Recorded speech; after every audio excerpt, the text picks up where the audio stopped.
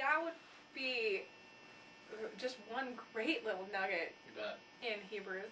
Want to add anything to that? I don't want to add anything. I think what you said was great. I want to put it in its larger context because we're only going to talk about two more texts, and they sort of run ahead after this one.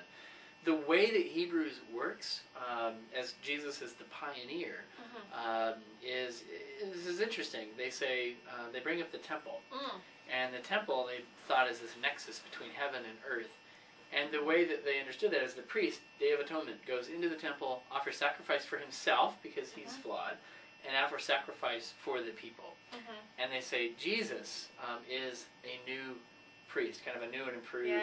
Jesus has never been talked about as a priest ever before. Prophet, we've seen that. Revelation, king, but here he's priest because the text says he offers his own blood up, not any animals up.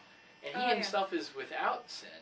And so unlike the priests that had to offer sacrifice for themselves too, Jesus only offers himself, not some animal, on behalf of all of the people. And then, and this is what's really interesting, instead of the temple that he enters into, he enters straight into heaven on our behalf. And so what they're doing is saying that the framework we've all understood, you know, Jesus is working in and through, and it's like it, but it's something even more personal and immediate. And so what all he's trying to do here, I think, is to say, you've understood things a particular way for a long, long, long, long time. Jesus fits into that, but morphs it and changes it. And expand. And like a pioneer is bringing us into a new thing. A whole new world. Yeah. I feel like so much of Romans is just going to tease out the theology in these couple of verses. Oh, I just love it. Love it. Well, we'll move on to faith. Hebrews defines faith, and it's great. I'll just read it. Faith is the assurance of things hoped for, the conviction of things not seen.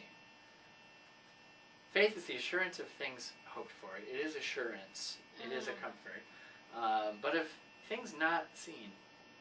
Often, I hear faith, if you were to pick, like, what's the opposite of faith? A lot of people I know will just automatically say doubt. You either have, faith, or you have doubt. And faith is this sort of rigid, I'm just going to believe it and I know it. It's like a kind of certainty. I feel like it's like... And doubt, is this questioning. And the interesting thing here is that, Greek has several words for no, for certainty. There's oido, which refers to seeing. There's gnosko, which is kind of an internal knowing.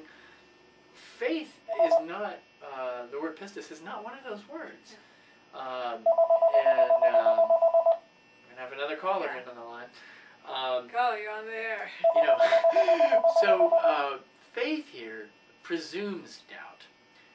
It is the assurance of things hoped for, the conviction of things not seen, not known. Faith assumes that we have doubts, and then that we're going to trust, and we're going to step forward in that. So faith, doubt is not the opposite of faith. I think rigid certainty that knows what it knows and will not have anything but is the opposite of faith. Where, I'm just going to hold this, and I'm never going to question it. I'm never going to allow God to do something different. Which actually has a term, it's called fideism. That is the opposite of faith, I think, for the author of Hebrews. Yeah. Have you ever been on that ride at the carnival? It's like a circle, and with centrifugal force, you're pushed up against the wall, and you're just holding on to something, and your eyes are closed, and you're just praying not to die. I feel like that's what the opposite of faith is.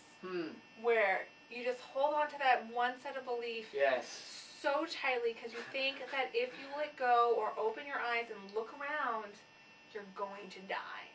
And I have to say, I think a lot of expressed religion is a lot of that. Is a lot like that. The church, and this is why, like, just as the Bible is critical towards itself, we can be critical of ourselves. We're so anxious, we're frightened about the institution. Are we going to survive? Or we're going to... And so what we do then is we're not faithful people looking out with hope and trust that God will be with us. Rather, we're clinging to, well, this used to work, Yeah. You know, we used to do this and it used to be okay. And it's this very, rigid, backward-looking certainty, like you're talking about. Yeah. This clinging. I feel like, I just lost it. I lost it. Don't come back. It'll come back. So I kind of want to give you I know this is a different way of thinking about faith. Yes. This is a point where, feel free to disagree. I remember. I like that. Yeah. I was going to say that certainty is really easy. Like it is. Because you have that thing you can latch onto. You can put all your ideas and all your fears right there. You know where they are. You have a way to deal with it. But faith is hard. Yes. And that's why it's a gift. That's why we can't I can't make myself more faithful. Yeah. It's something that God works in me. Yes. Yeah. Faith is a gift. Yeah. And I know, and sometimes that makes me mad because I'm like, well, what about the people who don't have faith? And it's like, well, that's okay. Christ still loves them. And what about the times that I don't have? It's hard for me to have faith. That's okay. Christ still loves you. Yeah, well, I often say, this is why we have church. It's for the days that I can't believe and I can't have faith. I come, and then we've got all these brothers and sisters around me, which actually leads up to your text next. And it's the great cloud of witnesses. Oh. On the days where I cannot engage in God anymore, because that engagement is really how I define faith. Yeah. Oh, nice. Yeah. On those days when I cannot engage God, it's too abstract, it's too hard, sometimes it's too hurtful, that's when we have our communities, the great clouds of witnesses that engage for us, that kind of bring us in on their engagement.